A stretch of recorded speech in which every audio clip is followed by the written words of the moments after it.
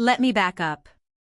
So, I, 28 moved to a new city recently, trying to rebuild my life post-breakup. I'd lost my longtime girlfriend, most of our mutual friends, and what remained of my self-esteem. I was desperate to meet new people and do something that didn't involve watching The Office reruns while eating peanut butter out of the jar. Naturally, meetup.com became my go-to. You know, those events that sound casual but are mostly attended by the exact type of people who bring business cards to a barbecue? Yeah, that vibe. But I found this one group called Living Expression Circle. The bio said something like, release your inner voice, surrender to the moment, experience truth through play and embodiment.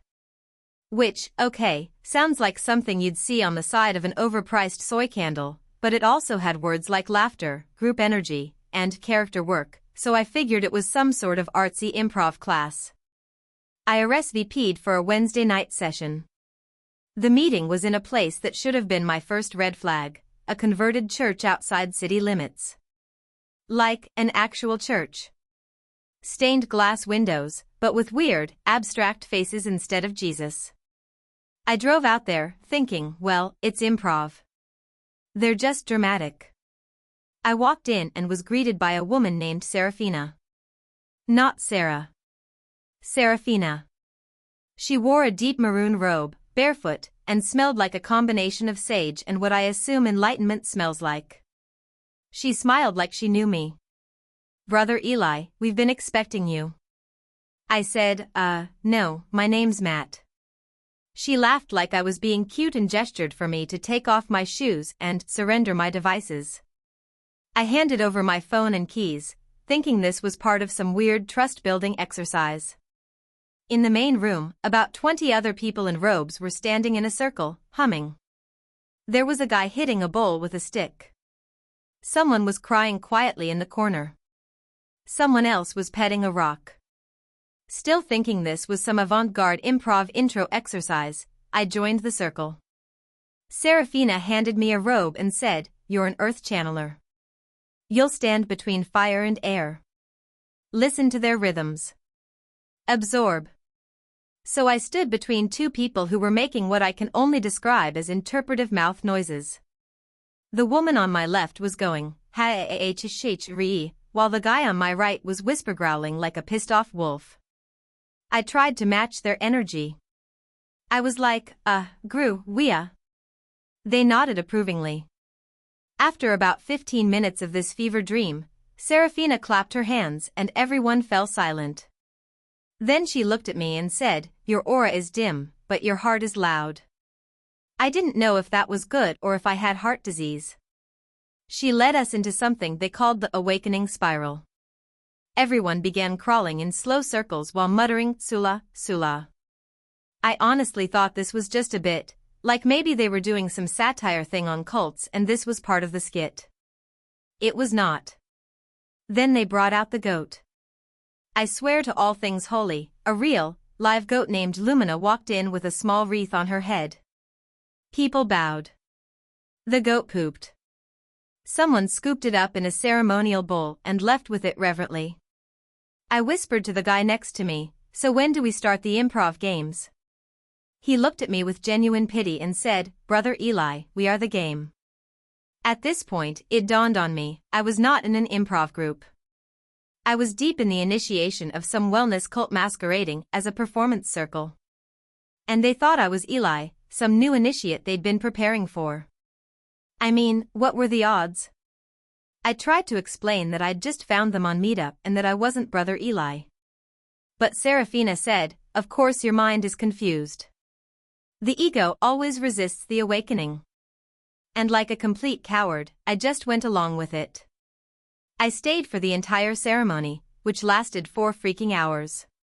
It involved drumming, chanting, laying in a fetal position under a heat lamp, and something called echo purging, which, for reasons I can't explain, had me confessing to stealing a chocolate bar when I was 12 while everyone hummed sympathetically. At the end, they gave me a necklace made of dried cranberries and quartz. They chanted my true name, Elithar. Apparently, it means he who listens loudly. I left dazed, exhausted, and 92% sure I had just joined a cult. It took me 3 more visits, because I was afraid to ghost them, before I finally came clean. I showed up in jeans, no robe, and said, "Listen, my name is Matt." I thought this was improv. Like, whose line is it anyway? There was a long silence. Then Serafina put a hand on my shoulder and said, "Sometimes the universe brings us goats when we ask for laughter." I don't even know what that means. They let me go peacefully, although they did ask if I'd consider returning when the soil within me is less compacted. Now every time I go on Meetup, I double-check if the group requires shoe removal. If yes, I don't go. So yeah. I joined a cult because I thought I was about to play Zip Zap Zop. And I still have the cranberry necklace. It's in my glove compartment. Just in case. If you enjoyed the video, don't forget to leave a like and subscribe to the channel. It helps the content grow and motivates me to create even more great videos. Turn on notifications so you don't miss any new uploads. By the way, I'm curious, when do you usually watch my videos? While working, studying, or just relaxing at home? Let me know in the comments, I'd love to hear from you. Thank you for your support. I, 28M, recently moved to a new city for a remote tech job. After a few months of being cooped up in my apartment with only Slack emojis and microwave dinners for social interaction, I figured it was time to make some friends the old-fashioned way, by going outside and pretending I like physical activity. So I searched Facebook for local hiking groups and found one called Pathways to the Peak. Catchy name, nice mountain-themed logo, and most importantly, it looked like they did hikes every Saturday morning and posted group photos with smiling people in Patagonia fleeces and camelbacks. I sent a join request, got accepted within an hour, and was greeted with a DM from someone named Elias welcoming me to the group. He told me they'd be hiking at Red Rock Trail that weekend, and to meet at the trailhead at 8 a.m. sharp. Cool, friendly, organized. I told him I'd be there. Saturday comes, I dust off my hiking boots, grab my water bottle and granola bar, and head to the trailhead. I spot the group instantly, maybe 25 people, mostly around my age, all dressed in earth tones and hugging like they hadn't seen each other in decades. I chalked it up to crunchy granola camaraderie. Elias, a lean guy with a man bun and unsettlingly intense eye contact, introduced himself and gave me a firm handshake that lasted a beat too long. We started the hike and the first 30 minutes were perfectly normal. Great weather, scenic views, lots of small talk. Then Elias suggested we do a silent walk for mindfulness. Bit weird, but okay. We walked in silence for almost an hour, during which time everyone looked like they were actively trying to telepathically commune with the trees. I started getting the vibe that this might be more than a hiking group, but I figured maybe I'd just found a particularly spiritual bunch. When we got to the summit, things took a turn. Elias pulled out a conch shell, yes, a literal conch shell, and blew into it like he was summoning Poseidon. The group formed a circle, held hands, and began chanting something in a language I didn't recognize. At this point I was committed out of sheer social awkwardness and the fact that my car was still at the trailhead 2 miles down. Then they all sat cross-legged and Elias launched into a sermon, but instead of being about nature or mindfulness, it was about ascension through the path of 12 steps, not AA, but something that involved unbinding the spirit from synthetic consciousness and harnessing solar truths. I made eye contact with a girl across the circle who gave me a slight nod and a look that said, "You're new too, huh?" After the sermon, someone passed around a purity tea made from some root they said only grows on land untainted by the modern grid. I pretended to drink it but spilled most of it into the grass. Then, a guy named Jasper who wore no shoes and smelled like patchouli started singing.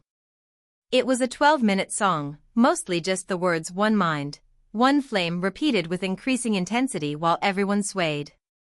At the end, Elias clapped once, loudly, and everyone stood in unison and shouted, "The climb is not the path. The path is the climb." I was too stunned to speak, but instinctively mimicked the motion and hoped no one noticed my obvious terror. Then they gave out spirit rocks, small polished stones that had been bathed in the moonlight of the solstice. Mine had a lizard carved into it. Elias told me this meant I was destined for transformative shedding. I was ready to nope out of there the second we got back down, but then they invited me to their compound for post-hike communal nourishment. I told them I had a thing. They said they'd wait. I told them it was a virtual thing. Elias said, "The grid will always be there, brother. But will your spirit?" At this point, I realized I needed to manufacture an emergency, so I claimed I had just remembered my cat was sick and I had to take her to the vet. I don't have a cat. I finally broke free, got to my car, and drove straight home. I spent the next hour Googling everything I could about pathways to the peak. Turns out it's an actual cult-like spiritual group that started as a meditation meetup and slowly morphed into a full-blown commune with some weird ideas about harvesting energy from celestial alignments and embracing techno-abstinence. They're not dangerous per se, but people who get in deep often end up moving into the commune and cutting ties with friends and family.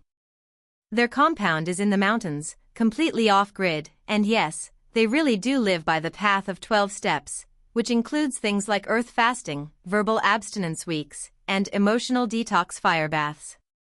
I wish I were joking. Here's where the real screw-up happens. Apparently, when Elias added me to the group chat, I didn't realize I had been simultaneously added to a shared Google Calendar and a separate Signal thread called the Climb Inner Path. I didn't notice until I got a message 2 days later that said, "Brother Alex, your lizard totem calls. Will you be shedding with us this Thursday for step 3? There were about 20 people in the thread and they were all reacting with fire emojis and leaf symbols. I didn't respond. The next morning, someone knocked on my door. I live in a locked building. It was Jasper. Barefoot. Holding a mason jar of something that looked like brown kombucha. I asked how he found me. He said, "The wind gave us your coordinates." I was half terrified, half impressed. I told him I had no interest in the group and that I was just there for a hike. He nodded solemnly, handed me the jar, and said, "When the lizard within you stirs, you will find your way back." Then he walked away barefoot down the city sidewalk like it was the most normal thing in the world. I deleted the chat, the Signal thread, the calendar, and blocked every number I could find. But every few days I still get emails that say things like "your next step approaches" and "the flame never forgets." One even had a video attachment of Elias standing on a cliff, holding the conch shell and whispering, "We ascend, Alex. You will too." I don't know how they got my email. I'm scared to ask. Now I only hike solo. I've also started looking for a new apartment just in case they show up again. The jar is still on my kitchen counter. I'm too scared to open it but also too scared to throw it away. Sometimes it bubbles. TIFU by accidentally getting locked in a sensory deprivation tank overnight, so this happened a couple of weeks ago, but I've only just started being able to laugh about it instead of curling into a shame ball. Let me set the scene. I'm a 32-year-old guy, recently divorced, trying all the find yourself after heartbreak things people suggest: journaling, hiking, yoga, lasted 2 classes, and yes, a Groupon-fueled dive into the world of wellness experiences. That's how I ended up in a small but weirdly fancy sensory deprivation spa on the edge of town. For those who don't know, a sensory deprivation tank is basically a futuristic coffin filled with salty water at body temperature, where you float in pitch darkness with no sound, no light, and no stimulus. It's supposed to reset your brain. I thought, hey, sounds like a peaceful way to forget that my ex-wife is now dating the dude who DJ'd our wedding. I booked the last session of the day, a 90-minute float at 9 p.m. The spa is run by this super chill woman named Kalea, of course, who gives me the lowdown in her yoga voice: no phones, shower before and after, don't freak out in the dark, etc. She mentions that the staff leaves around 10 o'clock since it's a small business, but the tanks are on timers and shut off the lights and filtration after the session ends. She reassures me the front door auto-locks behind her, but I'll be fine because the inside door stays open and I can leave any time. Alright, I strip down, shower, and get into the tank. At first it's weirdly amazing. The water's the perfect temperature, and when you finally settle in, it's like your body disappears. I'm having deep thoughts about forgiveness, maybe composing a few mental haikus, when I start to drift into what feels like the pre-sleep zone. And then, nothing. No timer alarm. No lights. Just continued nothingness. At some point I realize it has to have been more than 90 minutes. My skin's pruning, my thoughts are looping, and my neck hurts. I sit up. Still pitch black. I feel my way out of the tank like a blind mole person and make it to the shower. Still no lights. Weird. Maybe the power's out? I get dressed by the light of my phone, except my phone is in the lobby locker, which is now behind a closed door. I open the door to the main lobby. Everything is dark.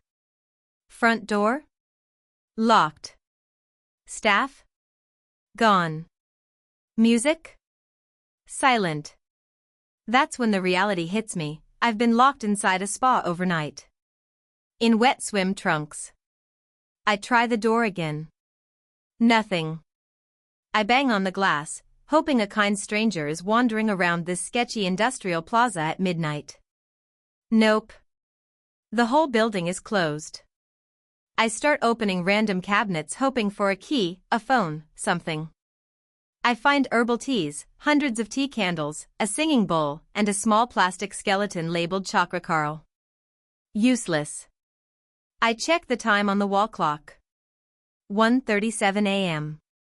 So here I am, locked inside a Zen spa with no phone, no way out, and nothing but robe options and Buddha statues for company. My brain starts to spiral. What if I'm stuck until morning? What if the tank resets and some early bird customer walks in on me curled on the lobby couch like Gollum? I spend about 30 minutes trying to pick the lock with a bobby pin I found in the Lost and Found. Spoiler, sensory deprivation spas are not full of hairpins. I finally accept my fate, make a fort out of yoga mats and towels, and try to sleep. But the spa isn't quiet anymore. Now that I'm not in the tank, I notice all these weird mechanical noises.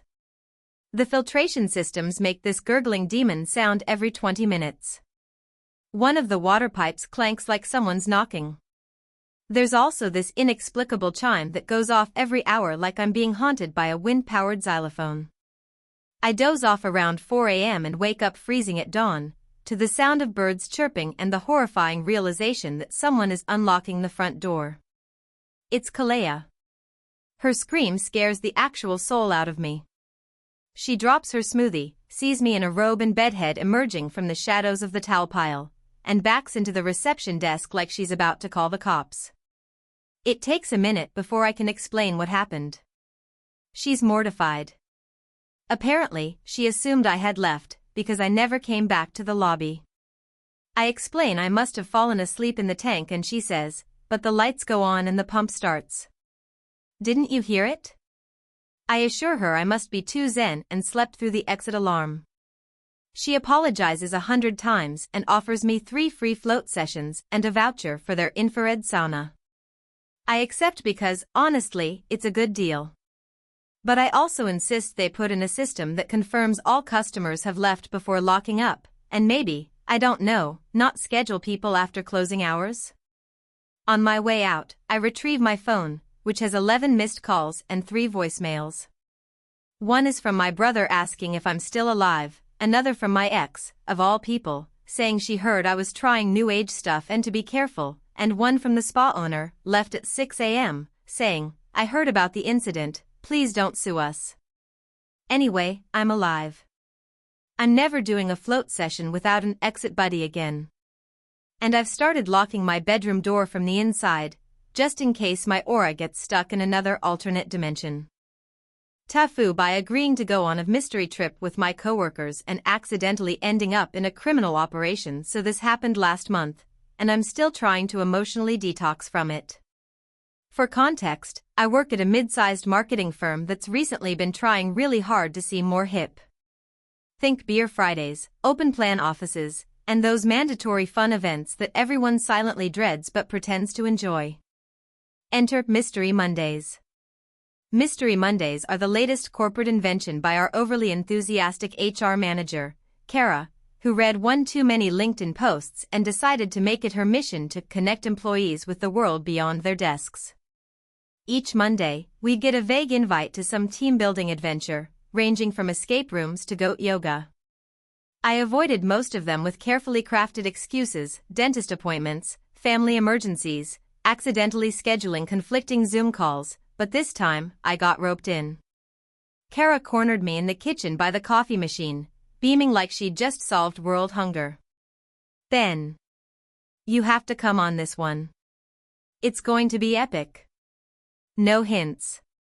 Just be ready at 9 a.m.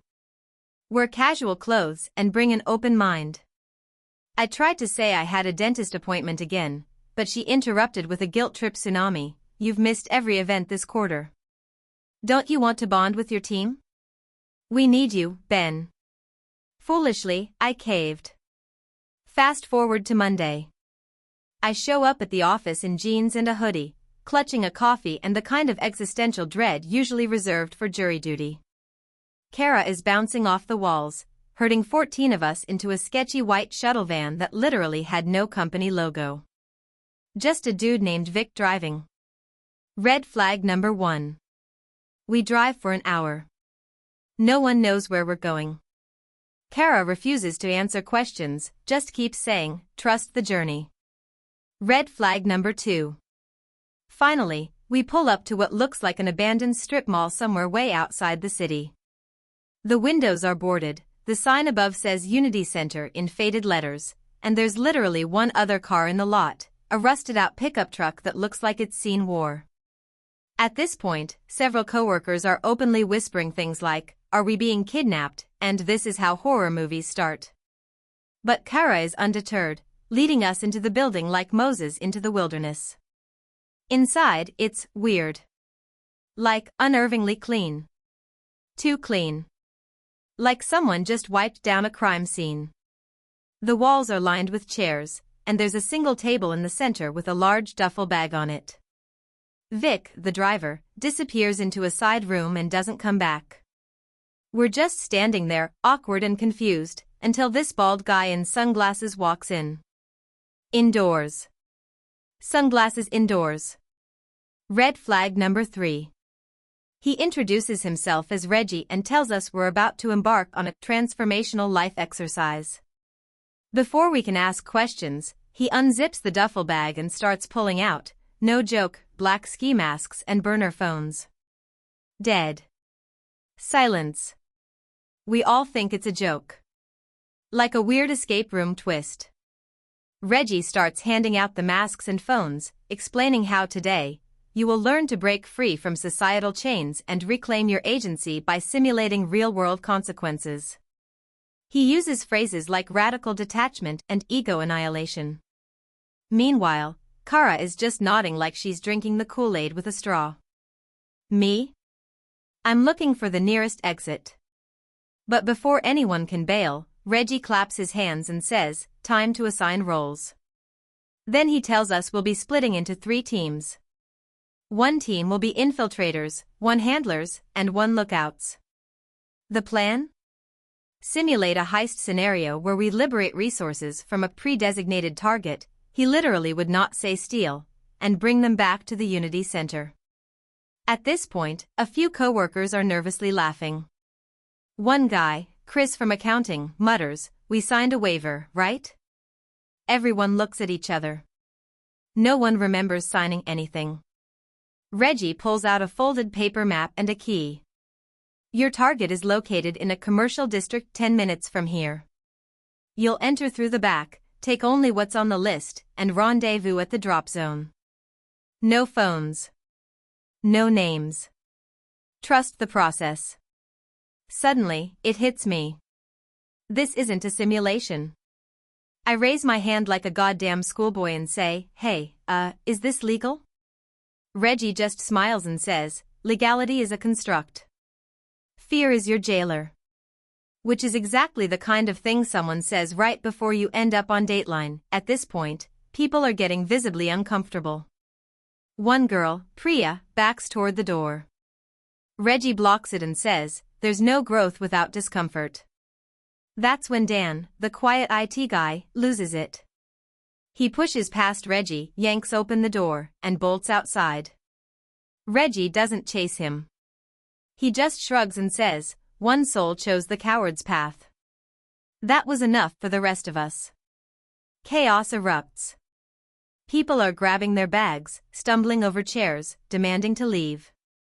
Kara, freaking Kara starts crying and saying, "It wasn't supposed to be like this. I hired them off Craigslist. They said it was immersive." I'm like, "Lady, you almost had us commit a felony for a team-building exercise." We finally make it back outside, where Dan is already calling an Uber from behind a dumpster. Vic is nowhere to be found. Half of us pile into 2 Ubers. The rest wait for a ride from friends or significant others. No one speaks. I get back home and immediately Google Unity Center heist workshop. Nothing. It's like it never existed. The place was scrubbed clean. The next day at work, the HR office is empty. Kara's desk has been cleared out. We get an all-company email from the CEO saying Kara has transitioned into new opportunities and that HR events will be on pause while the company reevaluates its extracurricular programs. Everyone who went on the trip kind of silently agrees to never speak of it again. Chris from accounting whispers to me, "I still have the burner phone. I'm afraid to throw it away." I don't blame him. Mine's in a shoebox under my bed. It buzzed once 2 nights ago. No caller ID. I didn't answer. I've since taken a new job. Fully remote. No HR retreats. No mystery vans. Never again. So, I, 29 work in a relatively normal office job. It's a tech-adjacent company, nothing sexy, nothing crazy. Think software solutions for mid-sized logistics firms. Beige carpet. Lots of Keurig coffee pods. Endless Zoom calls. You get the picture. Anyway, I have this coworker, let's call him Brad, who's always doing side gigs. One week it's flipping NFTs, next week he's got a podcast, then he's trying to drop a line of novelty socks. A real grind set type of guy. He's nice enough though, and we sometimes eat lunch together in the break room while making fun of whatever absurd acronym HR is pushing that week. One afternoon, Brad approaches me and goes, "Hey man, weird ask, but I need someone to help me out with a side project. Just some headshots for a card game I'm prototyping. Totally chill, I just need someone with a friendly face for some placeholder cards while I pitch it to a couple of friends." I ask what kind of game it is and he says, "Just a funny little party game, like Cards Against Humanity, but more visual. It's not going anywhere. I just need to fill space until I get a real designer." I didn't think too hard about it. He said placeholder at least 3 times. Plus, I owed him one for covering for me during an awkward call with upper management. So I say sure. The photo shoot happens in a conference room after hours. He brings in this very legit-looking camera, some weird props, a rubber chicken, a fake mustache, a bright pink blazer, and a big white backdrop. I do a bunch of faces, happy, shocked, disgusted, fake crying, fake laughing, all of it. We mess around for about 45 minutes, and he thanks me with a Starbucks gift card. Easy win. Fast forward 3 months. I've completely forgotten about it. Then, one Thursday, I'm at our monthly team-building meeting. These things are mandatory. The kind where they make you play trivia or build marshmallow towers. This time, the organizer, who's either an evil genius or completely clueless, says, "This month, we're doing something new. A fun card game I discovered at a local shop. It's called Corporate Kinks." I'm immediately on high alert. A few coworkers laugh nervously. The organizer waves her hands and says, no, it's not that bad. It's like satire. Totally work safe. Mostly. It's all about the weird stuff people do in offices. Great icebreaker. She pulls out a box. A sleek black and white design. Right there on the cover, wearing a pink blazer, a horrified expression, and holding a stapler to my forehead is me. Me. My actual face. I'm frozen. One of my coworkers, Jessie, squints and goes, "Hey, is that you?" I stammer. I think that might be a coincidence. But it's too late. Someone opens the box and pulls out a stack of glossy, professional-looking cards. Each card has a photo, asterisk my asterisk face, and a scenario.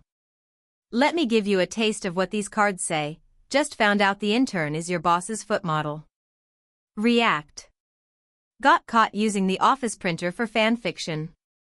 Defend your actions. Stapled your tie to your crotch during a board meeting. Convince HR it was a power move. Your coworker thinks you're flirting. You were just asking for more creamer. Now it's a company-wide seminar. My face is on every single one of them. People start laughing. One of the engineers is in tears laughing at a card that says corporate BDSM, you're the sub-accountant. Meanwhile, I am sitting there, trying to disappear into my swivel chair, feeling the slow, rising panic of 1,000 dumb decisions clicking into place like Tetris blocks. I corner Brad later that day and go, "Dude. What the hell?" And he goes, "Bro. I didn't think it would blow up like this. I only printed 50 sets for a tabletop expo, and people loved it. I got picked up by this novelty game distributor that specializes in quirky corporate gifts. I meant to tell you, I swear, but it all happened so fast. You're kind of a meme now." A meme. He shows me the website. Not only is my face on the box, it's all over the promo material. There's even a gif of me fake crying with the caption, "When HR finds your OnlyFans but promotes you anyway." At this point, I'm spiraling.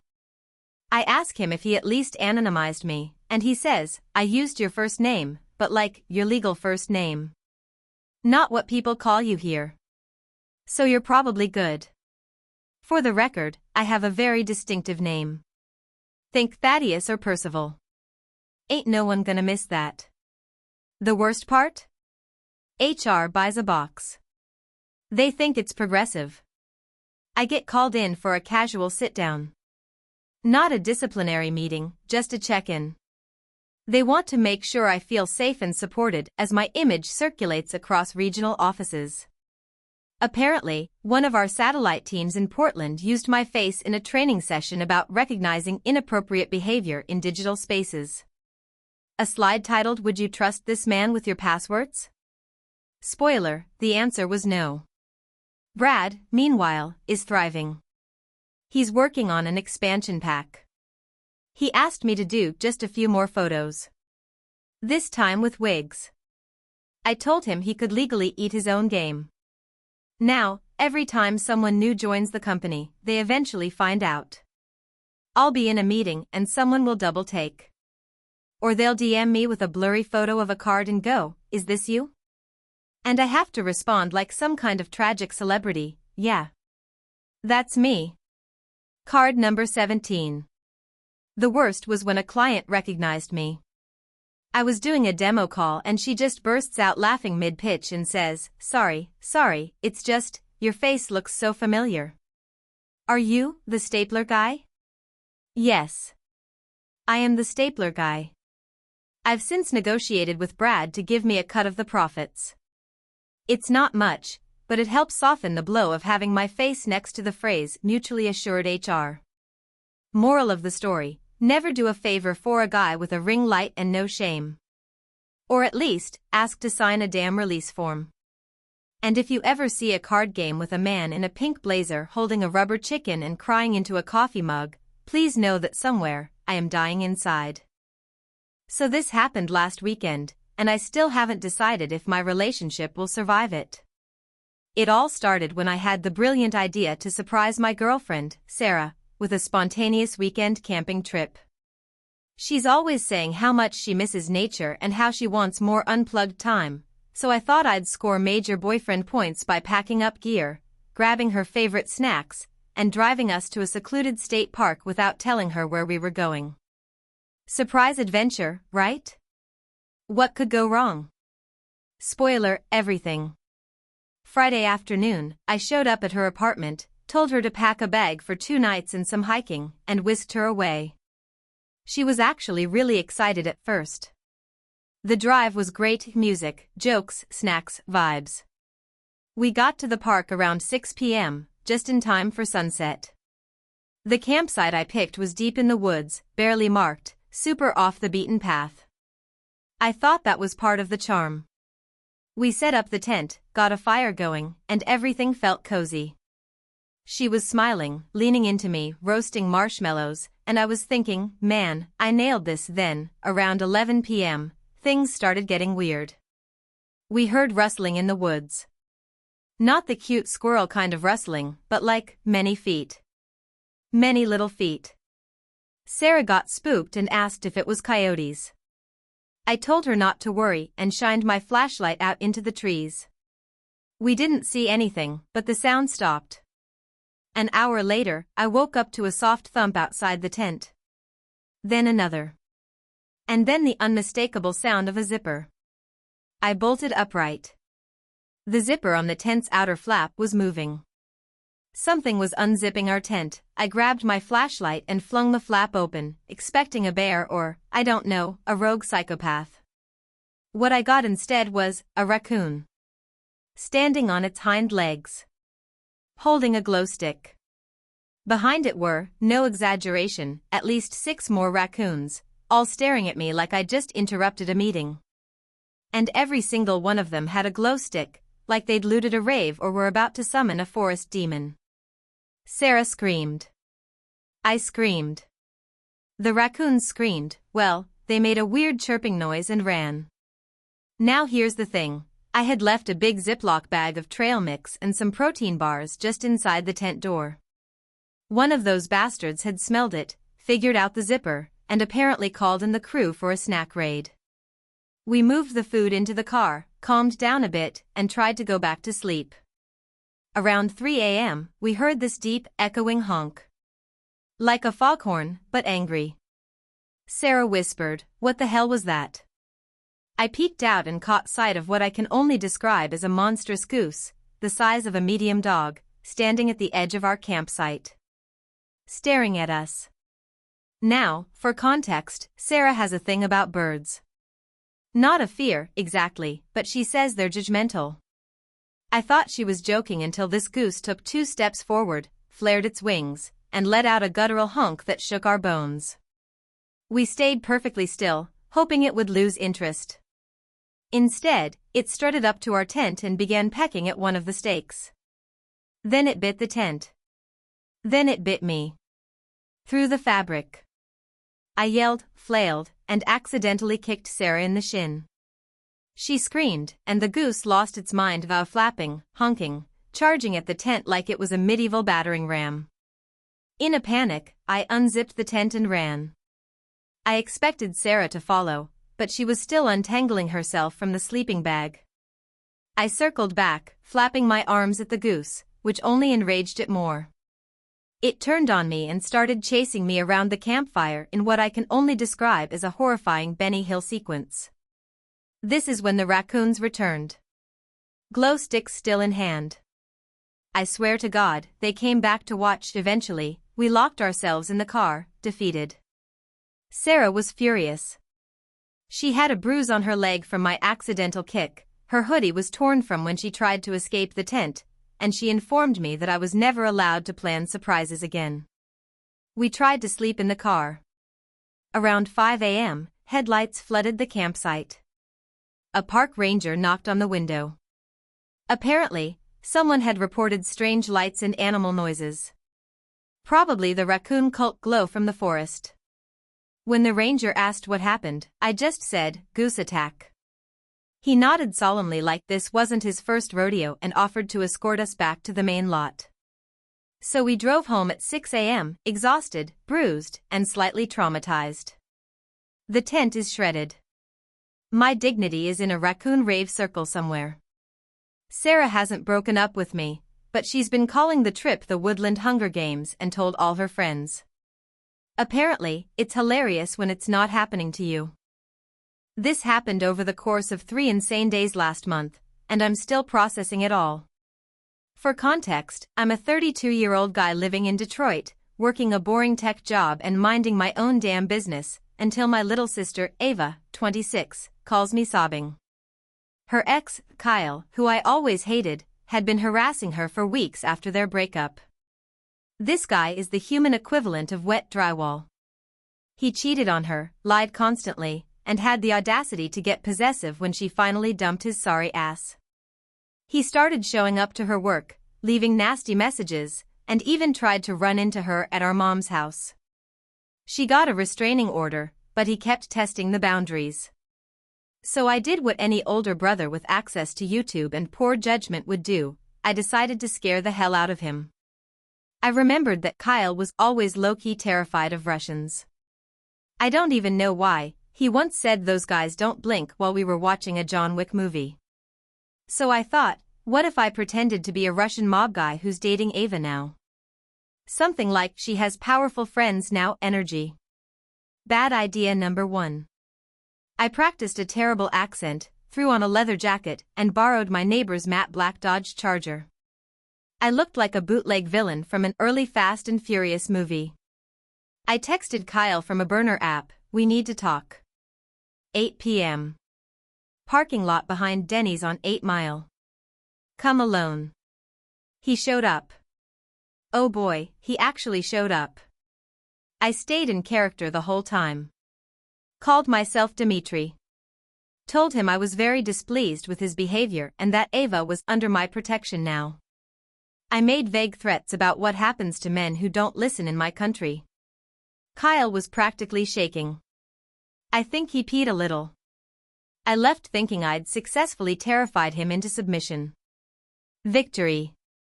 Except, 2 days later, I get a text on that burner phone, "We like your style. Meet us." Attached is an address in this sketchy industrial district. I should have thrown the phone into a river. But no. I was curious. And also stupid. Bad idea number 2. I show up, just intending to figure out what the hell was going on. Maybe it was a prank? Maybe Kyle was trying to scare me back? But when I got there, it was very real. A warehouse. 2 giant bald guys with necks thicker than my torso. One of them had a spider web tattoo crawling up his skull. They were speaking Russian. I tried to back out. I said I think there's been a mistake. Spiderweb guy grabs my arm and says, "Dimitri. You showed promise. You are now part of crew." I said I wasn't Dimitri, that it was just a character, a misunderstanding, but the dude laughed and slapped my back like I just told the funniest joke ever. "We all play character," he says. "Now you play this one." They brought me inside. There were crates. Pallets. Whiteboards. Actual blueprints. I realized with stomach-dropping horror that these guys were running some kind of smuggling operation. Cigarettes, mostly, maybe some stolen electronics.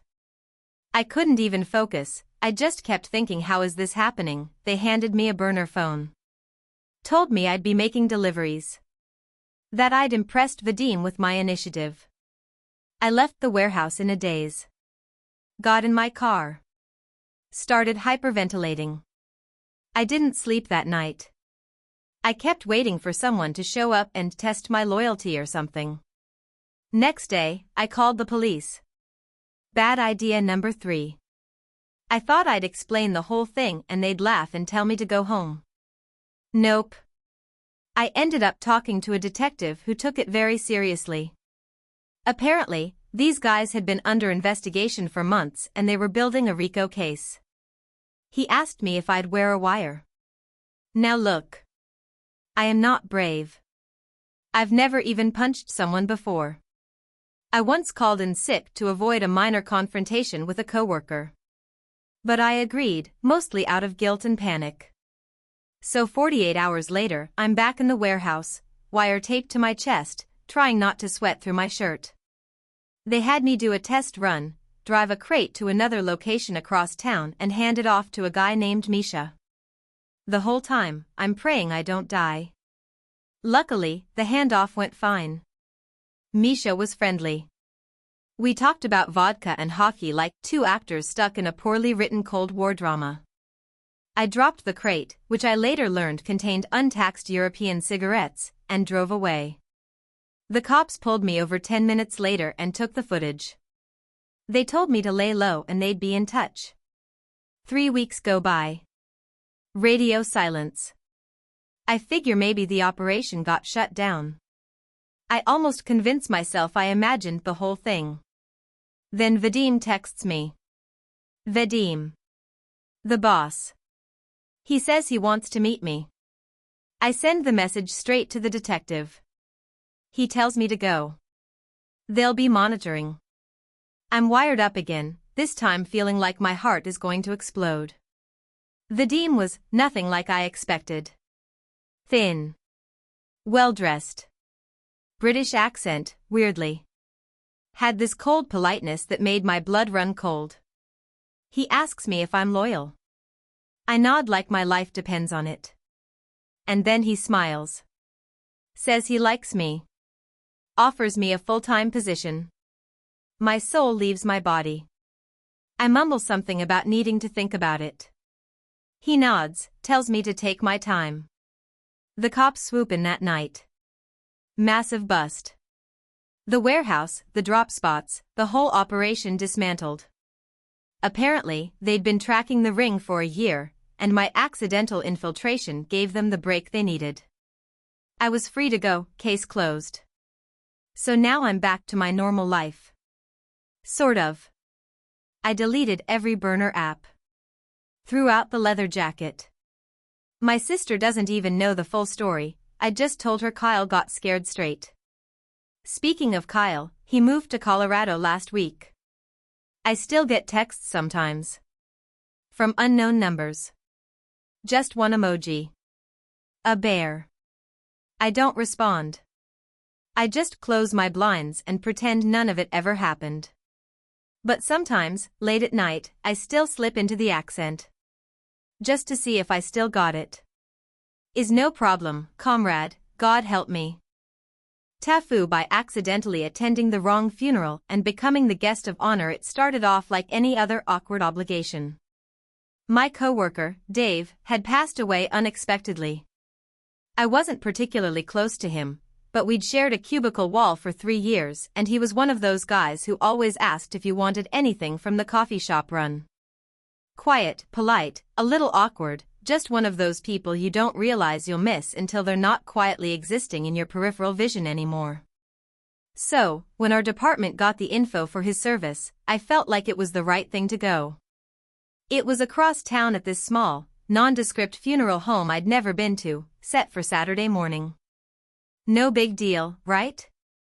I should have known something was off when I pulled into the parking lot. There were way more people than I expected. Like, a lot more. I figured Dave had a big extended family or maybe a whole social life none of us at work ever saw. Some people live quietly, after all. I parked in a field that had been opened up to accommodate overflow cars, already kind of overwhelmed. The place was busy, but not chaotic. People moved slowly, talking in hushed tones. I went inside, signed the guest book without looking too hard, this was my first mistake, and followed the flow into the main room where the service was being held. At the front was a large photo of an elderly black woman in a deep red church hat, smiling with radiant joy. I froze. Dave was a 42-year-old white dude who wore the same gray button-up shirt 3 times a week and once told me he thought mango was too spicy. This wasn't Dave's funeral.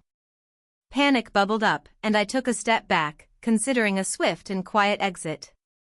But before I could vanish into the safety of parking lot purgatory, a hand gently clasped my shoulder. "You must be Jeremiah's friend from work," a woman said. I blinked. "Now, listen. I am not Jeremiah." But in my panic, and in some deeply repressed part of my people-pleasing soul, I just nodded. She smiled warmly, her eyes glassy with grief but grateful. "I'm so glad you could come. Mama always said it's the people you show up for who matter most." I said something like, "Of course," which is the most non-committal thing I could think of, and then suddenly I was being ushered into the pews. A man scooted aside to make room for me. Another man, about my age, gave me a fist bump and murmured, "Long time, bro." I have never seen this man in my life. Now I was stuck. The service began, and it was beautiful. The woman, Mama, I assumed, had clearly lived an incredible life. Stories poured out about her strength, her faith, her cooking, her ability to make anyone feel like family. I laughed. I cried. I clapped with everyone else when her granddaughter sang a rendition of "His Eye is on the Sparrow" that gave me chills. It was the best funeral I had ever been to. But it kept getting worse. At one point, the officiant said, "Now, we'd like to invite up anyone who wishes to say a few words about Mama. Family, friends, all are welcome." A few people went up, grandchildren, old neighbors, her pastor, and then, as silence settled and the moment hovered, someone next to me leaned over and whispered, "You should go up, man. You were there for the end. It would mean a lot." I shook my head, panicked, but they just nodded encouragingly. Suddenly the officiant was saying, "Ah. Looks like we have another beloved friend coming up. Let's hear it for him." No. But I was already halfway to the front. My legs had betrayed me. My brain was a scrambled mess of possible exit strategies, none of them good. I got to the podium. Microphone in front of me. A sea of mourning eyes, kind and open and trusting. I started. Mama was one of a kind. That got some murmurs of agreement. I pressed forward like a man walking blindly into a hurricane. She made me feel like part of the family, even though I wasn't. More murmurs. Someone whispered, "Amen." I should have stopped there, but no. I panicked again and went full improv. I remember, one night, she made this peach cobbler that, I have never eaten peach cobbler in my life, literally made me cry. Like, I sat there at the table crying. And she said, "Baby, life is short. Always cry over good food and bad men." That line killed. People laughed. A woman shouted, "That's right." I was accidentally bringing the house down at a stranger's funeral. I finished with some vague comment about how we never lose the ones we love, we just carry them differently, and stepped down to a standing ovation. A man hugged me. A child asked if I was her cousin's cousin. I signed a commemorative guest quilt. After the service, I tried to slip away, but I got roped into a repast meal in the church basement. Fried chicken, mac and cheese, collard greens, pound cake. It was a spiritual experience. I was given a to-go plate. I was given two. By the time I got back to my car, I had been added to a family group chat and told I was always welcome at the next reunion. When I got home, I checked the original email. Dave's funeral was next Saturday. I had not only crashed the wrong funeral, but I had pre-gamed the right one by giving a speech at a completely unrelated, deeply personal, and very intimate farewell for a woman I never knew. I considered ghosting entirely, never acknowledging any of it again. But that Sunday, I got a text from an unknown number. "Hey, this is Raina, Mama's granddaughter. Thank you again for your words yesterday. They meant so much. We were wondering, would you be willing to MC the family cookout this summer? We'd love to have you." I said yes. Because at this point, I think I might be in the will. Hey, friends. If you enjoy this content, don't forget to like the video and share your thoughts in the comments. We really want to know what you like and what can be improved. What do you think of the video? Are there any topics you'd like to see in future videos? Your feedback really helps us get better. Thanks for being with us. So this happened a few months ago and I'm only just now able to laugh at it. I, 29, had been in a bit of a rut. I'd just moved to a new city for work, didn't know anyone, and was trying to meet people in a non-dating app kind of way. You know, like how people used to do it before the internet turned socializing into a swipe fest. A coworker suggested I join a group class or something. Seemed like good advice. I'd recently told a woman at the office that I'd totally been getting into plant-based eating. I had not, so when I saw a flyer for a vegan cooking workshop at a local community center, I took it as a sign. I signed up the same day, bought an apron with a beet pun on it, beat it, and showed up ready to saute my way into some hearts. That's where I met her. Let's call her Jade. Tall, tattooed, nose ring, the kind of effortlessly cool energy that makes you feel like a middle schooler who forgot their locker combo. She smiled at my apron and said nice. Reader, I was gone.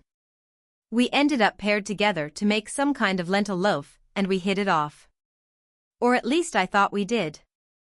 She laughed at my dumb jokes, made fun of my inability to distinguish between cumin and cinnamon, and invited me to a thing later that week. A thing? I asked. Yeah, she said. It's hard to explain. Just come. It's super chill. I should have asked more questions. Thursday night rolls around and I show up at the address she texted me. It's not a house. It's not a bar. It's not a vegan pop-up. It's a compound? Like, actually gated, with one of those buzzers you have to press.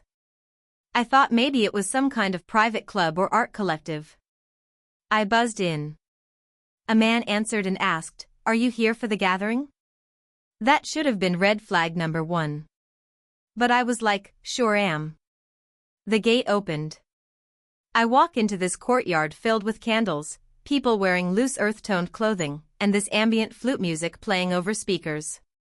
Everyone is barefoot. I immediately felt overdressed and underprepared, but then Jade appeared, barefoot as well, and gave me a hug that smelled like patchouli and ginger. She handed me a small glass of what she called clarity tea and led me into a circular room where about 30 people sat in a giant spiral formation. There was chanting. There was a lot of clapping and humming. A woman with dreadlocks down to her waist and pupils the size of Saturn gave a speech about unshackling the meat mind. I thought maybe it was some immersive theater thing. Then the leader walked in. He was a man in his 50s with an impossibly smooth face and a flowing white tunic. He had the kind of voice that made you feel like you were being hypnotized by a jar of honey. Everyone called him Elandro. Elandro welcomed us to the fold. He said, "Tonight, we shed the toxins of our former lives and embrace the Eden within." Everyone nodded. I nodded. I had no idea what was happening. Then came the ritual of release. We were each handed a stone and asked to whisper our greatest burden into it. I whispered, "I sometimes pretend to like Radiohead so people think I'm deeper than I am." I don't think that's what they meant. We walked to a fire pit and threw our stones in one by one while saying, "Free the fold within." I was now 90% sure this was a cult, but I also didn't want to offend anyone, especially not Jade. Then Elandro approached me directly. "You're new," he said. "Yep." He took my hands in his. "Your aura is resisting."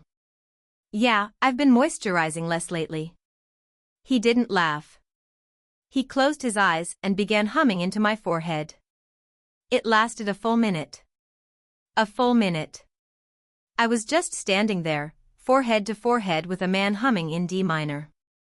I could feel the breath of at least 4 other people watching. After the humming, he asked if I would consider joining the inner fold, which, apparently, required a 48-hour silent retreat, fasting, and something called a cleansing elixir. I said, "That sounds intense," and he said, "Intensity reveals truth." I told Jade I needed to use the bathroom. She pointed to a yurt.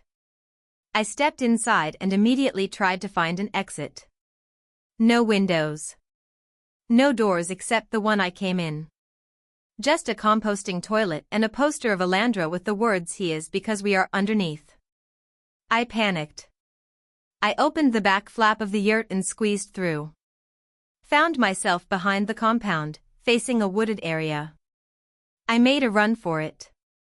10 minutes later, I'm sprinting barefoot through some suburban woods, apron flapping in the wind behind me, clutching my shoes, getting thwacked in the face with branches and wondering how the hell I got here. I eventually found a road, flagged down a cyclist, and begged to use his phone. He gave me a look like I was either high or recently exorcised, but let me call a cab.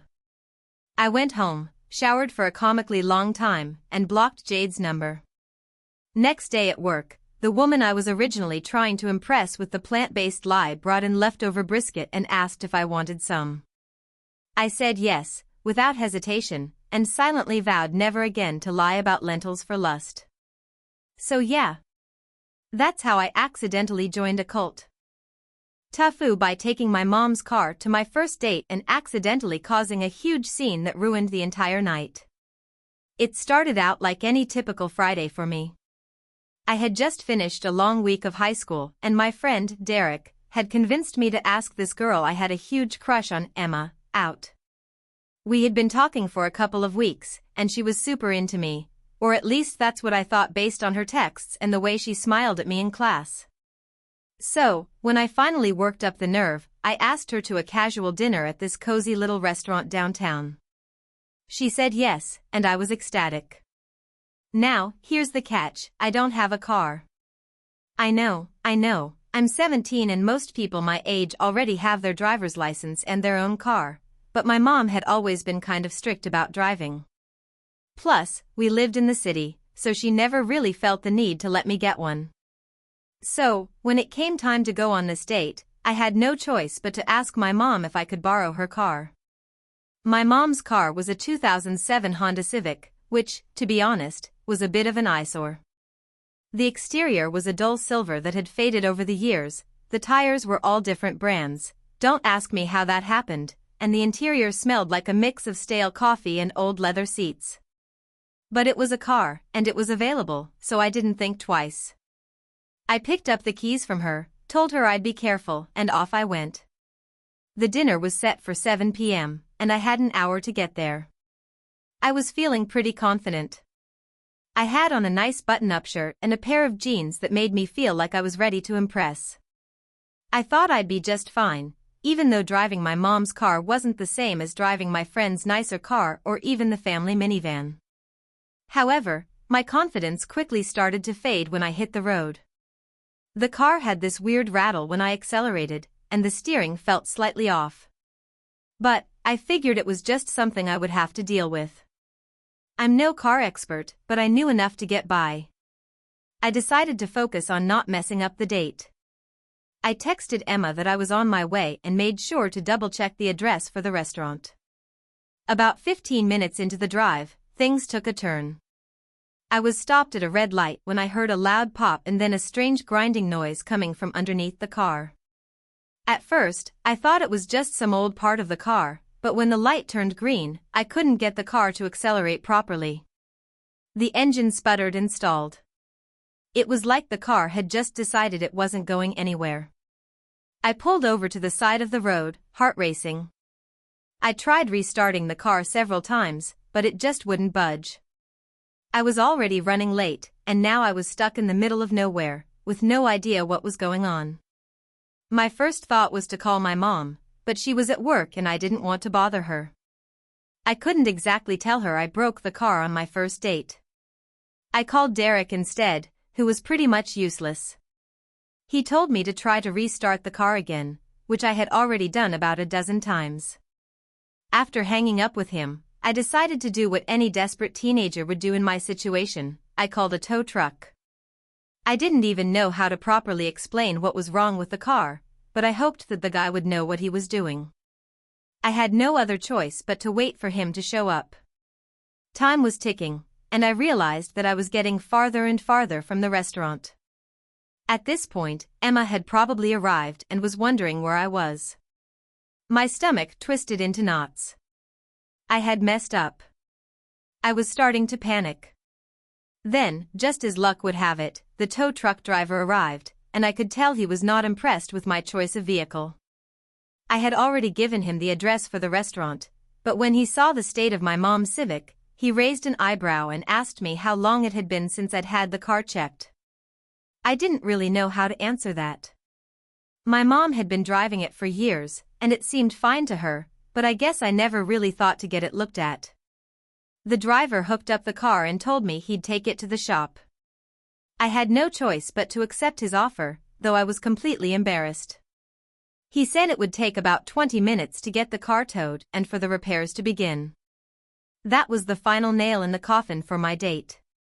There was no way I was making it now. I decided to send Emma a text. I tried to keep it casual, explaining that my car had broken down and I wouldn't be able to make it. But in my panic, I sent her the wrong text. Instead of saying, "Hey, the car broke down. I'm so sorry, I'll make it up to you," I accidentally sent, "Hey, the car broke down. I'm so sorry, I'll make it up to you, and by the way, my mom's car sucks." I realized what I had done immediately after hitting send. I went into full-blown panic mode. I couldn't unsend the message. I couldn't take back what I had just said. All I could do was stare at my phone, hoping she would just ignore it and not be too offended. About 10 minutes later, I got a response from Emma. It wasn't a no problem or "I hope everything's okay." It was a cold, dry, "Wow. That's rude." I felt like I'd been slapped across the face. That was the moment I realized I had totally blown it. I didn't even know how to respond. I tried calling her, but she didn't pick up. I texted her again, apologizing profusely and explaining that I was just frustrated, but the damage had been done. When the tow truck driver finally took my mom's car away to the shop, I decided to call it a night. I texted Derek to tell him everything had gone horribly wrong, and he just laughed. Apparently, he found it hilarious that I was stranded with no car and no date. To make matters worse, my mom was furious when I got home. Not only had I ruined my date, but now I was going to have to pay for the repairs on the car. She wasn't even that mad about the damage, it was mostly the fact that I hadn't told her I was going to take the car on a date in the first place. So, to sum it all up, I ruined my first date, insulted my mom's car, and ended up having to pay for the repairs. Needless to say, I didn't get a second date with Emma, and I learned a valuable lesson. Never take your mom's car on a date unless you're 100% sure it won't break down and you're 100% sure you don't accidentally insult her car while you're at it. I'm still single, and now I'm saving up for a used car of my own. Hopefully, next time I'll have better luck. TIFU by accidentally sending a text to my ex, which led to a series of embarrassing, awkward, and ultimately hilarious events that I'll never live down. So, to give some context, I'm a 25-year-old guy who recently broke up with my girlfriend, Claire. It wasn't an ugly breakup, but it wasn't a clean one either. We had been dating for about 2 years, and things started getting a little strained toward the end. Neither of us cheated, but the emotional distance just grew, and we both knew the relationship was nearing its end. We decided to part ways amicably, or so I thought. Now, I know everyone always says they're going to stay friends after a breakup, but that's usually just a nice way of saying, "I'll try not to hate you," and, to be honest, I was still trying to get over her. Claire, on the other hand, seemed to handle it much better. She moved on pretty quickly, or at least that's what it looked like on social media. But I wasn't in a rush to be friends or keep in touch, and I mostly just tried to focus on myself and move forward. Fast forward about a month after the breakup. I had been out with some friends, and we were at a bar celebrating one of my buddies' birthdays. I was a few beers in and feeling good, but not completely hammered or anything. I was chatting with some people, having a good time, when I got an unexpected message on my phone. It was from Claire. Now, I have to be honest here, I had no idea why she was texting me. We hadn't spoken since the breakup, and I figured it was either something about a forgotten possession or just her checking in to see how I was doing. To my surprise, it was a simple message: "Hey, I saw this thing and thought of you. Thought you'd find it funny." I opened the message, and sure enough, it was a meme, one of those ridiculous, self-deprecating memes that's supposed to make you laugh at how awkward life can be. It was kind of funny, and I appreciated that she thought of me. But I didn't really know how to respond. I didn't want to be cold, but I also wasn't ready to dive back into any kind of conversation with her, especially with everything still fresh. So, I did what I thought was the most neutral thing. I decided to send a casual response, something simple like, "Haha, yeah, that's pretty good." The problem? I had a few too many drinks at that point, and my judgment was clouded. As I typed the message, my mind wandered. It was like I couldn't stop myself from saying more. I started typing a longer reply, but my brain kept racing, so my fingers just typed what they felt was a good idea in the moment. Instead of stopping at, "Haha, that's pretty good," I ended up sending, "You know, I've been thinking about you a lot lately. I miss you, Claire. It's been hard without you." I realized what I had typed immediately after hitting send, and the cold, awful feeling of regret hit me like a ton of bricks. I sat there for a second, staring at my screen, unable to believe that I had just sent that to her. I wanted to throw my phone out the window. But it wasn't over. I didn't hear anything back from her immediately, and I thought maybe, just maybe, she didn't see the message yet. I stared at my phone, hoping for some kind of miracle, but then I saw the 3 little dots, you know, the ones that mean the person is typing. Oh no. The 3 dots stopped, then started again. I was in complete and utter panic mode at this point, my heart racing. I thought to myself, there's no way she's going to reply to this with anything good. There's no way I can salvage this.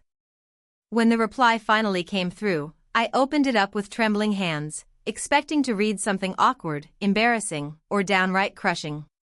Instead, it was an emoji. A single, solitary, crying laughing face emoji. I had no idea how to interpret that. Was she laughing at me? Was she mocking me?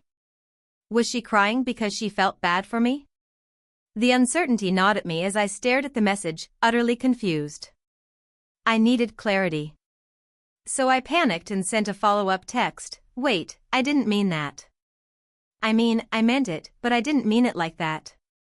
I was drunk and, just ignore that, please." The reply came almost immediately, "No worries. I figured you were drunk. But I'll be honest, that emoji is more for the fact that you've been thinking about me like that after all this time. I mean, wow, really? That's sweet, but also kind of funny." I read that message about 10 times. Was she laughing at me? Was she still interested? Could I salvage this situation? In the moment, I just wanted to curl up and die. But my drunk brain was still functioning, and somehow, I thought it would be a good idea to send one more message to explain myself further.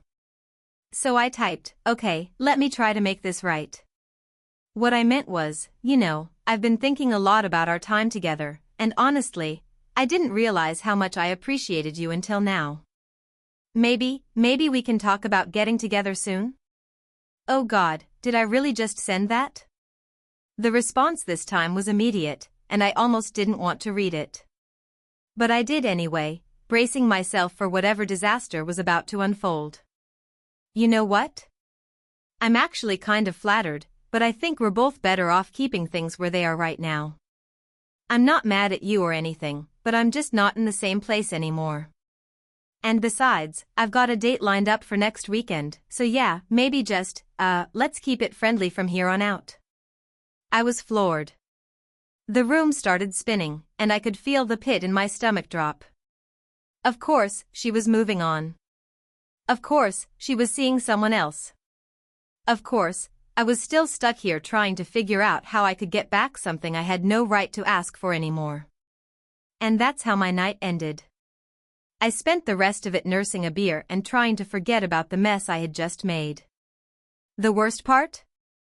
The next day, Claire sent me a picture of a new meme. This time, it was an image of a dog with its head down, captioned, "When you text your ex while drunk and don't know how to fix it." At least she had a sense of humor about it. But still, I'll never live down the day I drunkenly poured my heart out to my ex and then made it even more awkward by desperately trying to unsend a message that had already been read. TLDR, drunkenly texted my ex about missing her, sent a bunch of desperate follow-up texts trying to undo it, and got slapped with the harsh reality that she had moved on. At least she thought it was funny. This happened a couple of weeks ago, but I'm still dealing with the fallout, so now feels like a good time to vent. Buckle up, because this is the dumbest way I've ever nuked my own career. To set the scene, I work for a mid-sized marketing firm. You know the type: open office layout, cold brew on tap, mandatory birthday parties, and everyone pretending to love brainstorming sessions. I'm in the creative department, mostly working on ad copy and campaign slogans, but I've always been a bit of the office clown. It's part of my brand. People expect me to crack jokes, do impressions, and generally lighten the mood during stressful days. My boss is Gary, is a 52-year-old man who wears golf shirts in winter and uses phrases like "circle back" and "let's put a pin in that." He's not a bad guy, just one of those execs who read too many management books in the early 2000s and never updated his personality software. Everyone kind of laughs behind his back because of how absurdly corporate he is. A couple of Fridays ago, we had our monthly all-hands Zoom call. These are always scheduled for 4 p.m., so no one pays attention. It's just a parade of department heads saying things like, "Q3 was a challenge, but we're optimistic about the road ahead." Blah blah blah. I usually mute myself, grab a drink, and play solitaire while pretending to be engaged. This particular Friday, though, I was feeling spicy. I'd just learned how to use one of those AI voice changers. One of my buddies showed me how it could mimic celebrities, or even your own voice with enough audio input. I'd been messing with it all week, recording snippets of Gary from past meetings and tuning it until it sounded eerily close. Not perfect, but close enough that if you weren't paying attention, you'd buy it. So, naturally, I made a fake Zoom account, Gary S. Executive Director, and used his profile picture, which was easy to pull from our intranet. My plan wasn't anything malicious. I just thought it'd be hilarious to pop in as Gary during the meeting and drop a few ridiculous lines before bailing. Something dumb like, "I've decided we're moving to a 100% standing desk policy," or "Casual Fridays are now Hawaiian shirt Fridays, mandatory." Office meme material. I figured people would laugh, realize it was me, and we'd move on. Oh no. The meeting starts. Gary is, uncharacteristically, running late. Our COO is doing the introductions, and right as she's handing things over to Gary, I take my shot. Fake Gary enters the chat. I unmute. Voice changer on. "Good afternoon, team. Before we begin, I want to address a serious issue: the overuse of the word synergy. From now on, anyone caught using it will be required to donate $10 to the Office Bagel Fund." A few chuckles ripple through the Zoom squares. I keep going. I've also made a decision to replace our corporate mission statement with lyrics from Smash Mouth's All Star. Because, frankly, it's more inspiring. More laughter. I'm killing it. Or so I think. Then I see a new square pop into the meeting. Real Gary. His face is blank. Like, totally devoid of emotion. He's muted, just watching. COO looks confused. Gary, are you there twice?" That's when the realization hits. The meeting had just started. He wasn't late. He was only momentarily offline. He caught the whole thing. I immediately bail. Log out. Rip the USB mic from my computer like that would somehow erase what just happened. My stomach sinks into the Earth's mantle. Not 30 seconds later, I get a Slack from HR, "Please join us in a private Zoom meeting." Now, I need you to understand something. I had no intention of humiliating him. I thought it would be a 2-minute prank. But the timing, the realism of the voice, and the fact that I never actually revealed it was me, it looked bad, like identity theft bad. I hop on the HR call. They're not laughing. Gary is there. Still no expression. I've never seen a man so calm and so deeply pissed off at the same time. He starts by saying, "So you think it's funny to impersonate an executive during a company meeting?" I try to explain. HR doesn't care. They've already flagged it as a breach of professional conduct and impersonation of leadership. Apparently, some people in the Zoom thought Gary had lost his mind. One client was in the call, I had no idea, and actually emailed afterward to ask if we were rebranding as a comedy agency. It snowballed fast. By Monday morning, everyone knew it was me. The fake account was linked to my personal email, rookie mistake, and someone in IT apparently confirmed it. I was suspended pending review. People started treating me like I was radioactive, some thought it was hilarious, others were horrified.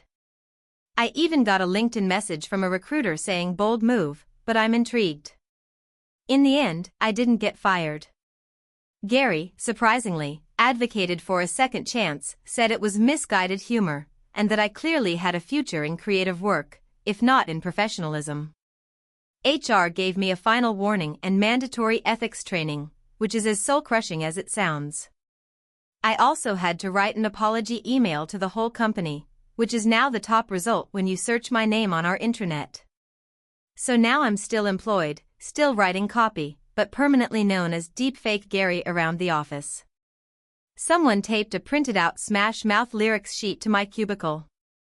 One of the devs coded an internal Slack bot that fines you $10 fake if you say synergy.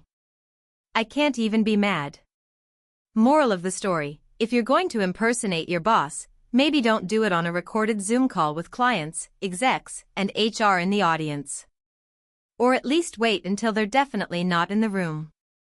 TIFU by trying to impress my girlfriend's dad with a homemade pizza and accidentally drugging the entire family. This happened a couple of weeks ago, and I'm only just emotionally recovered enough to share it. I, 29M, have been dating my girlfriend Emma, 27F, for just over a year, and things have been going really well. So well, in fact, that she invited me to spend a weekend at her parents' lake house in Michigan to meet her family for the first time. It was supposed to be chill. Just her mom, dad, younger brother, and me. I was thrilled and just a little terrified. Naturally, I wanted to make a good impression. Now, her dad is a retired Navy guy. Thinks he's Gordon Ramsay, hates anything that's not made from scratch, and apparently has a borderline religious obsession with pizza. Emma told me that if I really wanted to win him over, I should try cooking. I like cooking, and I'm decent at it, so I volunteered to make homemade pizzas on Saturday night. To add some flair, I decided to bring my own dough and a few special toppings. I prepped the dough at home the night before we left, vacuum-sealed it, and packed it in the cooler. I also brought a little jar of herb-infused olive oil that I'd made weeks ago and totally forgot about. Let's pause here. I live in Denver. Weed is legal in Denver. And a few months ago, my roommate thought it'd be hilarious to infuse a bottle of extra virgin olive oil with cannabis for fun pasta nights. Long story short, I had two similar-looking bottles in the pantry. One infused, one not. Guess which one made it into the cooler? Yeah.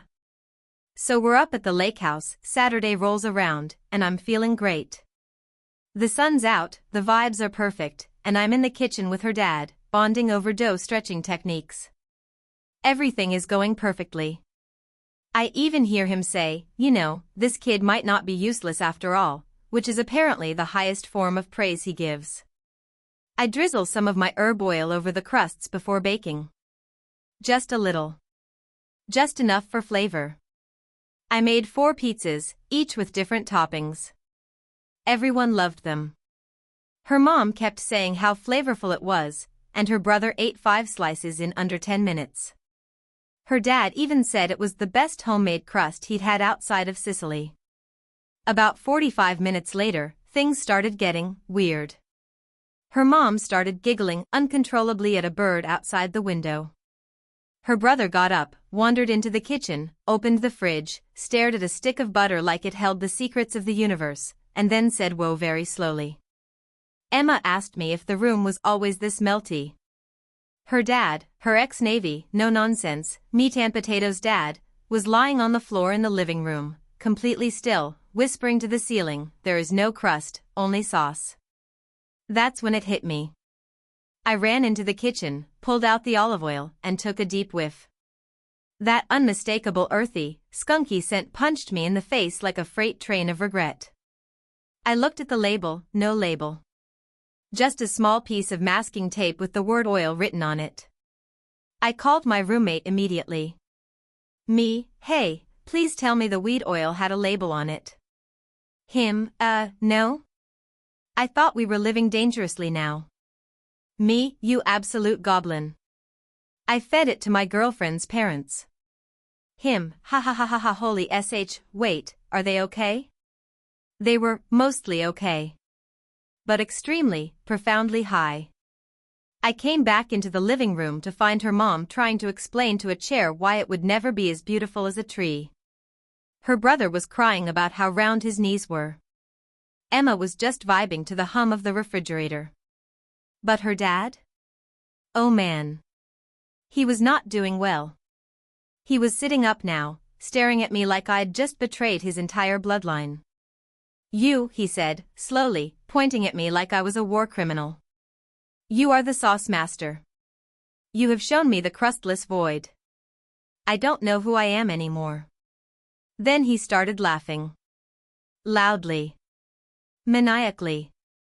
For 10 minutes straight. Then he cried. Then he asked if we had any Cheetos. I was mortified. I explained everything. Apologized profusely. They were too far gone to really care, and thankfully no one had a panic attack or called 911, which is honestly miraculous. They mostly just had a weird night and fell asleep by 9 p.m. like a bunch of stoned toddlers. The next morning was tense.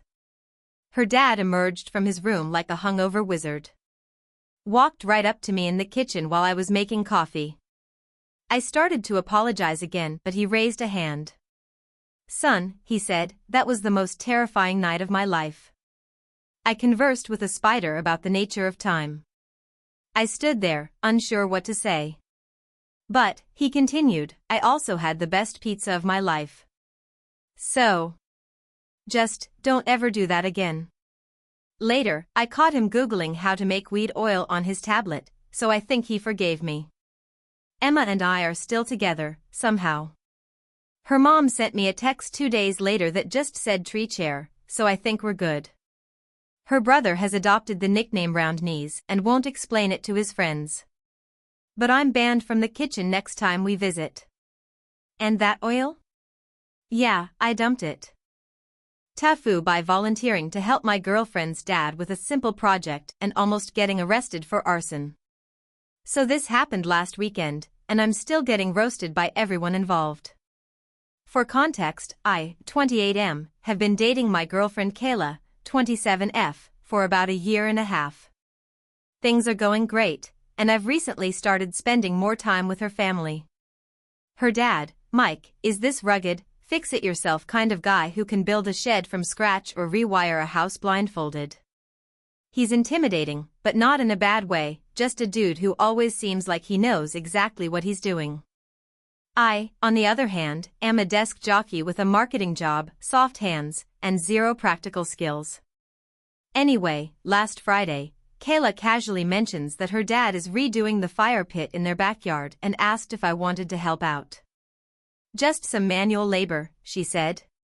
"He just needs an extra set of hands." I thought it'd be a good opportunity to impress the man and maybe convince him that I'm not totally useless. So I said yes. Saturday rolls around and I show up at their place wearing my best attempt at outdoor work clothes, old jeans and a hoodie I didn't mind ruining. Mike is already out back, surrounded by bricks, tools, a wheelbarrow full of sand, and what looks like a flamethrower. That last one threw me a bit. Me, what's the fire thing for? Mike, completely deadpan, we're gonna burn out the old pit. Clear the ground. Cool, I guess. I didn't want to seem like a wimp, so I didn't ask questions. The plan, as I understood it, was to demolish the old fire pit, which was made of cheap stone, burn out the leftover debris, then start laying the base for the new one. So far so good. We knock out the old stones, shovel away the debris, and then Mike hands me the flamethrower. Mike, just torch the center. Get it real hot so we can clear it faster. Me, are you sure? Mike, you scared of fire? I was, in fact, scared of fire. But I just laughed and said, nope. I squeezed the trigger and unleashed what can only be described as a mini inferno. It was kind of exhilarating, not gonna lie. We both take turns scorching the pit until the soil is blackened and smoldering. This is when the trouble begins. Unbeknownst to either of us, a family of squirrels had made a home in the nearby woodpile. When the fire got going, two of them freaked out and bolted, one across the yard and another up the tree next to the house. Mike didn't see them, but I did, and in the chaos I ended up accidentally swinging the flamethrower toward the base of the tree. Just a quick burst. The tree catches. Not a little bit. Like, actually catches fire. I scream, drop the flamethrower, which is still hissing, and Mike yells something unintelligible before grabbing a hose. The problem is that the hose is buried under a pile of garden tools, and the nozzle isn't even attached. By the time we get water flowing, the tree's lower branches are full on flaming, and the heat has started to warp the plastic siding on the house. Kayla and her mom come running out in full panic mode. Mike finally douses the tree enough to smother the flames, but there's smoke everywhere and the whole backyard smells like a barbecue gone wrong. Neighbors have come out to see what's happening, and someone, rightfully, called the fire department. So now imagine me, standing in a scorched crater with soot on my face, holding a half-melted flamethrower like a war criminal, when the fire truck rolls up. Firefighter, what the hell happened here? Mike, home improvement. They're not amused. One of them pulls me aside and starts asking questions. I try to explain the squirrel-tree-flamethrower sequence without sounding like a lunatic, but the more I talk, the more it sounds like a rejected cartoon plot. They ultimately let us off with a very stern warning and tell Mike he's not allowed to use that particular torch setup without a permit. I guess it was technically classified as a commercial-grade torch or something. There's a fine involved, which Mike insists on paying, and I find out later that the tree had to be trimmed by a professional because the top was still smoldering hours later. The best part? Kayla's little cousin was inside watching from the upstairs window the whole time and apparently told her parents, Uncle Mike and Kayla's boyfriend were fighting the devil in the backyard. That somehow turned into the family nickname for me, Lucifer. It's been a week and I've already been gifted 3 bags of marshmallows, a tiny fire extinguisher, and a kid's firefighter helmet. Kayla thinks it's hilarious. Mike has not stopped calling me Blazer. I was trying to impress the man. Instead, I nearly lit his house on fire and became an inside joke for an entire extended family. TIFU by accidentally joining a cult thinking it was a startup incubator, so this happened about a year ago, but it still haunts my group chats. I, 26M, had just quit my job at a mid-sized tech company after burning out hard. I'd spent 5 years writing back-end code for a SaaS product that helped Fortune 500 companies track employee lunch breaks more efficiently, and if that sounds soul-crushing, it absolutely was. I took a few months to travel, recharge, and soul-search. During that time, I started toying with an idea for a startup, some combination of AI, productivity tracking, and social accountability. Basically, a digital co-working app that used webcam monitoring and AI-generated reminders to keep you on task, like a friendly, but slightly dystopian, boss in the cloud. I mentioned the idea on a Slack community for indie hackers, and to my surprise, I got a DM from someone named Tobias. His message was super enthusiastic. He said he was part of a small, invite-only startup incubator/intentional community based in the Pacific Northwest. They helped people like me turn ideas into full-fledged startups, free of the distractions of modern life. It was all very off-the-grid, deep work, nature hustle hybrid. At first I was skeptical. But the site he linked me to looked slick. Their testimonials were all from folks who'd gone on to build successful SaaS products, subscription services, even a crypto wallet that had been acquired. Their photos showed modern A-frame cabins, big communal tables, and lots of laptops beside mugs of herbal tea. Think, WeWork meets Walden Pond. I hopped on a Zoom call with Tobias and a few of his co-founders. Everyone seemed chill, if a little intense. Lots of phrases like flow state, manifesting outcomes, and zero-latency collaboration. I was invited to join a 2-month residency. No fee, just a commitment to contribute to the community, help out with cooking and maintenance, and work on my project full-time. I just had to get myself there. So I packed up my hatchback, kissed city life goodbye, and drove 6 hours into the woods. The compound, there's really no other word for it, was beautiful. 30 acres of forest, yurts, and one main lodge with shared workspaces, a communal kitchen, and a meditation dome. I was assigned a converted shipping container with a futon, a desk, and a window that looked out on a creek. The first few days were actually great. The food was vegan and surprisingly good. Everyone was incredibly welcoming. Morning yoga, deep work blocks, community dinners, and something called Night Circle, which was mostly people sharing wins and challenges while drinking kombucha. But around week 2, things got weird. I noticed people started referring to Tobias not by his name but as the Bridge. At first, I thought it was a joke. Nope. They legit called him the Bridge. As in, the Bridge says we're harvesting too much energy from the digital realm lately. We need to recenter. I figured it was just a quirky nickname, like a founder thing. Tech bros love their titles. But then came the chance. Every morning before yoga, instead of a standard breathing exercise, we'd synchronize intentions, which meant standing in a circle with hands outstretched while repeating affirmations like I surrender my ego to the flow of emergence. If you didn't say it with conviction, someone would gently touch your shoulder and whisper a line. Then Tobias/the Bridge announced we'd be entering a beta phase of community structure, where roles were determined not by skills, but by energetic resonance.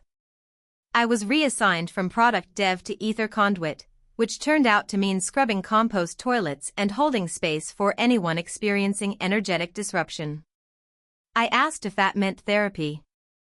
They said no, therapy implies brokenness. We don't diagnose. We recalibrate. At dinner one night, I made a joke about returning to civilization with a beard and a 1,000-yard stare. Total silence. One guy put down his spoon and said, "Language like that severs the weave." Another nodded solemnly. "You're creating a scarcity loop." Okay. I started trying to extricate myself, but it turns out that's not so easy when you're 40 miles from cell service and the only working vehicle is an old biodiesel van called the Vessel, which only the Bridge was allowed to drive. When I brought up leaving, Tobias gave me a long look and said, "The seed doesn't decide when to sprout. The soil does." Later that night, I found that my laptop and phone had been moved from my room to a digital detox locker. My password was changed. That was the moment I realized I wasn't in a startup accelerator, I was in a cult. I planned my escape over the next 2 days. I borrowed a map from the kitchen and memorized the logging roads I'd need to take to reach the highway. Then, during a nightly resonance bonfire, I pretended to have a stomach ache, slipped away from the circle, and sprinted through the woods with nothing but a flashlight, a protein bar, and a copy of the 4-Hour Workweek I'd been ironically reading. It took me 5 hours of hiking, some tears, and a lucky hitchhike from a very confused forest ranger to make it back to a gas station with a payphone. I called my sister. She thought I'd joined a commune on purpose. When I explained, she said, "Wait, like, you didn't know it was a cult?" It's been a year. I'm back in the city, working for a company that sells novelty Zoom backgrounds. It's dull but predictable. I still get postcards from some of the people I met there. One guy left and now runs a chicken sanctuary. Another became a tantric breath coach. I never heard from Tobias again. But every now and then, when I'm staring at my Slack feed or writing a sprint retrospective, I find myself missing the quiet of the forest, the sound of wind through the trees, and then I remember the phrase "surrender your ego to the flow of emergence" and shiver. I guess the startup world and cults aren't always that different after all. Company.com _ and a group of volunteer listeners, that's what they called us, would take turns responding. It wasn't therapy, more like a peer support thing. HR would screen the messages first for legal or safety stuff, then assign them randomly to a listener. I signed up because I figured it'd be like giving advice on Reddit, and I like helping people. The anonymity made it feel chill. You never knew who you were writing to, and they never knew who you were either. I got a few easy ones at first, stuff like "I think my manager doesn't like me" or "How do I set boundaries with my coworker who won't stop humming?" I replied with thoughtful, empathetic answers, maybe too thoughtful. One of the other volunteers even messaged me, joking that my responses read like I was trying to get a Pulitzer in advice giving. Then I got an email from someone we'll call Shadow Seeker. Their messages were different. They weren't asking about boundaries or coffee machine etiquette. They were deep. Existential.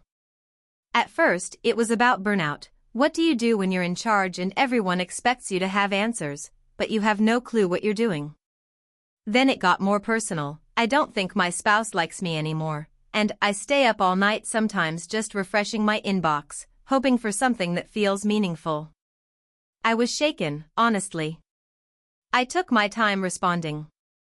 I poured a lot into those replies, suggesting they try journaling, gently recommending they talk to a real therapist, reminding them that being in charge doesn't mean being perfect. They always replied. Every time. They said they couldn't talk to anyone else, that I was the only one who felt real. Weeks went by. Months. It became a routine. Every Thursday night, I'd get a new message from Shadow Seeker. And every Friday, I'd craft a long, careful response. I started looking forward to it, in a strange way. It felt meaningful. Intimate. I'd started to guess things about them, maybe they were in upper management, based on how they talked about company image and leadership optics. I figured they were in their late 40s, maybe male. Married, unhappy, lonely. Then came the email. This time, the message was titled Confession. I opened it like I always did, sipping tea and half distracted by Spotify. It said, "I think I'm falling in love with the person behind these emails. I don't know your name, or your face, or if we've ever even passed each other in the hallway. But I wait all week to hear from you. You make me feel seen in a way I haven't felt in years. I'm terrified this will break whatever spell we're under, but I had to say it. Thank you. I hope you don't hate me for it." My mouth went dry. I stared at the screen, trying to process. I didn't feel angry. Just disoriented. This was still anonymous, still technically professional, but it had taken a sharp left into emotional intimacy. I didn't know what to say. So I logged out and decided I'd sleep on it. The next day at work, I was still rattled. I walked into the office kitchen to get coffee and ran into our CEO, let's call him Martin. He's usually aloof, the kind of guy who nods at you like he's only halfway sure you work there. But that day, he smiled. "Hey," he said. "Hope you're doing well." It wasn't weird on its own. But there was something in the way he said it, something knowing? His tone had changed. Softer. I must have looked surprised, because he added, "By the way, I've been really impressed with some of the company culture stuff lately. It's good to see people looking out for each other." I mumbled something like, "Yeah, it's been cool," and shuffled away. That night, I reread every message Shadow Seeker had sent. I noticed things I'd missed before, references to company events only upper execs would attend. A throwaway comment about stepping off the board for mental health reasons. And one message that said, "Sometimes I just stare at that stupid framed quote in my office that says leaders eat last and want to throw it out the window." I'd seen that quote before. In Martin's office. That's when it hit me. Shadowseeker was Martin. My boss. The CEO. The man who signs my paychecks. And I had, unknowingly, become his anonymous emotional lifeline. For 6 freaking months. I went into a spiral. Every email I'd written to him, every "you're enough and you don't have to carry it alone," came rushing back to me with the added horror of knowing I had been low-key therapizing the person who runs my life. What if he figured out who I was? Had I said anything that could reveal me?